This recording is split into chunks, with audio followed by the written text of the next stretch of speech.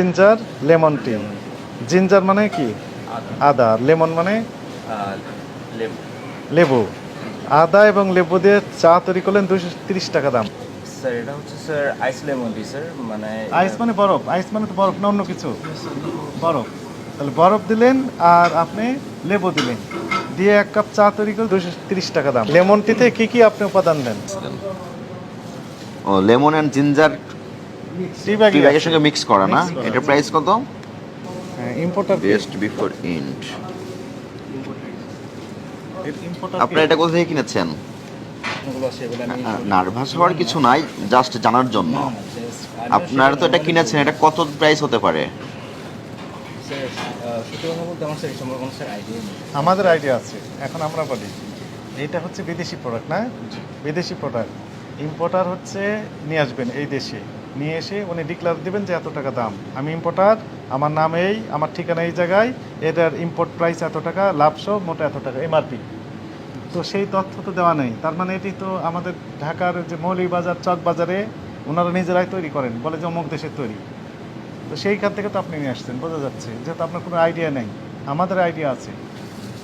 দেখি টি ব্যাগটা দেখি আমার হাতে একটু দেন। ভেজাল, এটা খেলে তো সমস্যা হয়ে যেতে টিস্যু পারে। দিয়ে ধরি আমি, হ্যাঁ। আপনি এই চা খাওয়াচ্ছেন কত? 230।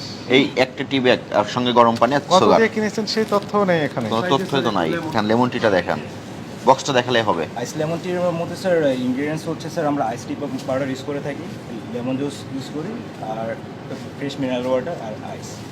ফ্রেশ মিনারেল ওয়াটার, আইস, লেমন, তিনটা উপাদান ব্যবহার করেন। আর যদি কারো সুগার লাগে এক্সট্রা সুগার আপনারা দেন। সেক্ষেত্রে কোন লেবুগুলো ব্যবহার করেন একটু দেখাতে পারবেন? তাহলে কি দেশি না বিদেশি নেবো? স্যার দেশি না দেশি। কোথা থেকে কিনেছেন?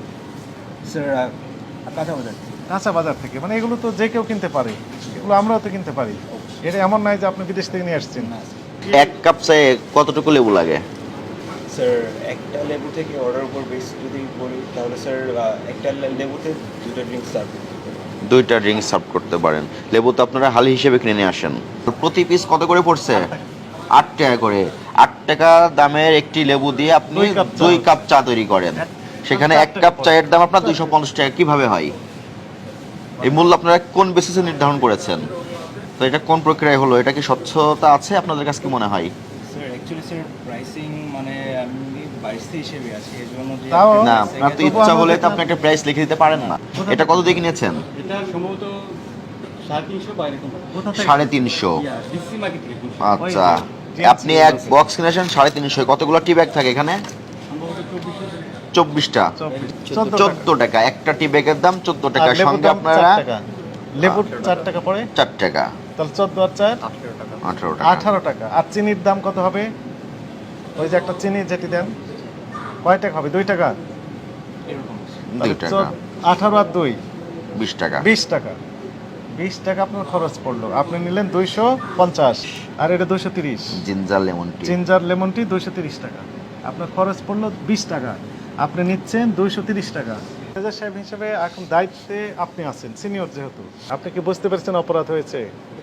আপনার অপরাধ কয় রকমের অপরাধ করছেন বলেন? প্রথমত ওই যে মেয়াদোত্তীর্ণ লেমন জুস রেখে দিয়েছেন, এবং আরেকটি মেয়াদোত্তীর্ণ আমরা দেখলাম ব্রাউন ব্রেড রেখে দিয়েছেন, যেগুলো মেয়াদ আগে শেষ হয়েছে, 15 দিন আগে শেষ হয়েছে মেয়াদ। Very sad.